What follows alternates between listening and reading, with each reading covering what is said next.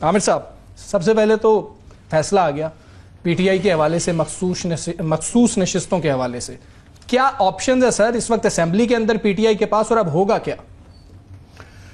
मेरा ज़ाती ख्याल है कि अब ये आहिस्ता आहिस्ता लोगों को ये इस फैसला तो आ चुका हुआ है, अब आहिस्ता आहिस्ता उसकी हकीकत आश्कार हो रही है कि उसका नतीजा क्या निकला। मैं समझता हूँ कि ये पीटीआई के लिए बहुत बेहतर हो गया। अच्छा। और ये बिल्कुल ये हुकूमती अलायंस ख़ास तौर पे नून लीग के लिए और मुक़तदरा के लिए इसका कोई अच्छा रिज़ल्ट नहीं निकलेगा। उसकी वजह ये है कि क्या कमी रह गई थी, क्या कसर रह गई थी पिछले 2-3 साल में जो ये नहीं कर पाए। पहले ही हर चीज़ कंट्रोल में है, टोटल कंट्रोल में है, वो अदालतें टोटल कंट्रोल में थी। कौन सा फैसले देते रहे, वो बंदयाल साहब भी देते रहे। 90 दिन का इलेक्शन वो इम्प्लीमेंट नहीं हुआ, मखसूस नशिस्तों का अमल दरामद नहीं हुआ, बल्ले का निशान, ब्ला ब्ला ब्ला। जो करना चाहा अदालतें पहले ही कर रही थी। इसी तरह ही पार्लियामान के अंदर 26वीं आईनी तरमीम पास हो गई ना, तो 27वीं, 28वीं, 90 जितने मर्जी कर लेते, मजीद कर लें। और अब तो क्योंकि कॉन्फिडेंस जो है ना, अभी मैं फवायद नुकसानात बता रहा हूँ, फिर मैं बताऊंगा कि इनको प्रॉब्लम क्या होगी।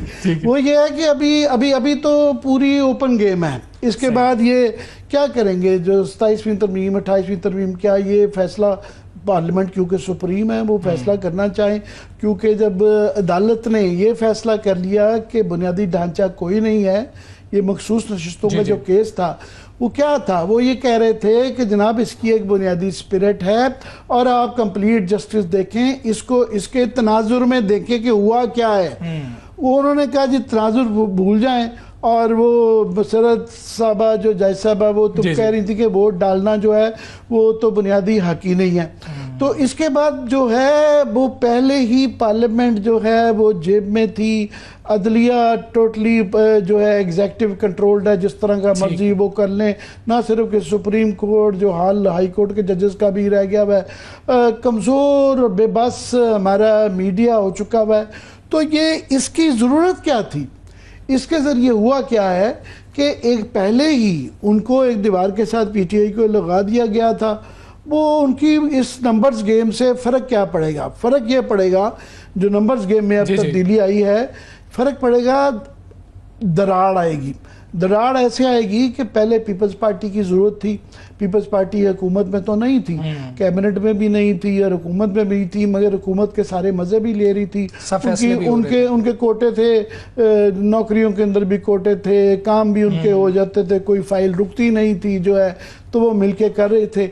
अभी जो नंबर्स गेम जो अब आ रही है वो तकरीबन जो है आपको देखें ना, वो पीपल्स पार्टी के 75 सीटों के बगैर ही वो उनकी अक्सरियत बन जाती है। सो पीपल्स पार्टी की वो ब्लैकमेलिंग सिचुएशन नहीं चाहिए, नहीं, वो बिल्कुल नहीं चाहिए। तो अब उसके बाद से रवैयों में भी तब्दीली आती है ना कि जी कर लो जो करना है। मगर फिर जेयूआई को ये प्रॉब्लम होगा, उनको पहले ही प्रॉब्लम है।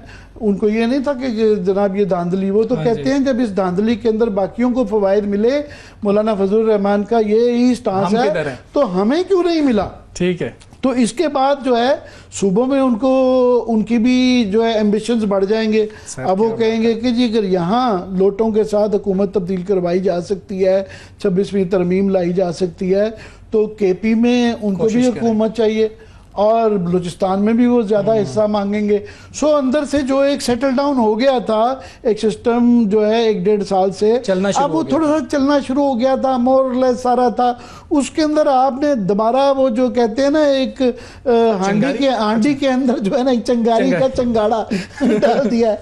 तो अब जो है हर कोई जो है ना नई मांगे लेके आएगा।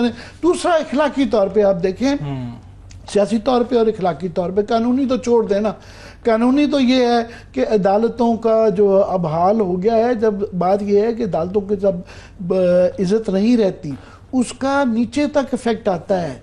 जो ये आम आदमी जो है वो कहता है सुप्रीम कोर्ट का ये है, तो फिर मातहत अदालतों में उससे ज़्यादा लूट मचती है, उससे ज़्यादा थानों में बचती है, और एतमाद उठ जाता है, गली मोहल्ले में किसी को रोब नहीं ना रहता। ये सारा सिस्टम जो बैठा होता है ये आइन से शुरू होता, आहिस्ता आहिस्ता ट्रांसलेट होता हुआ आम आदमी तक जाता है। ये आम जो कांस्टेबल भी खड़ा होता है चौक के ऊपर, उसको उस तक ये आता है, उसकी वर्दी जो होती है और सुप्रीम कोर्ट के फैसले डायरेक्टली लिंक्ड होते हैं, तशक्कुस होता है, रियासत का एक रोब होता है। जब अदालतें इस तरीके से ये जो जरा हुई, टीवी के ऊपर नशरियात हुई, जजेस की साथ और जो मुकालमे हो रहे थे, और ये भरे मैदान में पता नहीं किसका ये फैसला था इसको बराह रास्त नशर करने का, तो वो नहीं, इस दफ़ा इनकी चॉइस थी, वो चॉइस थी, ना करना चाहते। वो पता नहीं इनकी दानस में क्या इनके दिमाग में सूझी कि वो तमाशा देखा भी गया। तो अदालतों की भी कोई इज्जत नहीं रह गई, गवर्नमेंट की पहले ही कोई इखलाकी वजह नहीं थी, तो एक इखलाकी तौर पे और सियासी तौर पे अब ये अगर वो कोई एक्सट्रीम स्टेप करते हैं, वैसे तो अभी तक जो नहीं हो पाया वो पीटीआई के अपने अंदरूनी मसले हैं कि उनकी लड़ाइयाँ ही नहीं ख़त्म होती हैं और सारा है, मगर इखलाकी तौर पे और सियासी तौर पे मैं समझता हूँ उसको बड़ा फ़ायदा पहुँचा है। पहले ही वो आउट थे, और अगर जो है ये अगर कोई इसके बाद कोई एक्सट्रीम स्टेप करते हैं कि फॉर एग्जांपल इससे इनकरेज हो गए, क्योंकि अब 237 के करीब जो है नंबर हो गया इनका, अचीव कर लिया है, तो 224 चाहिए दो तिहाई के लिए।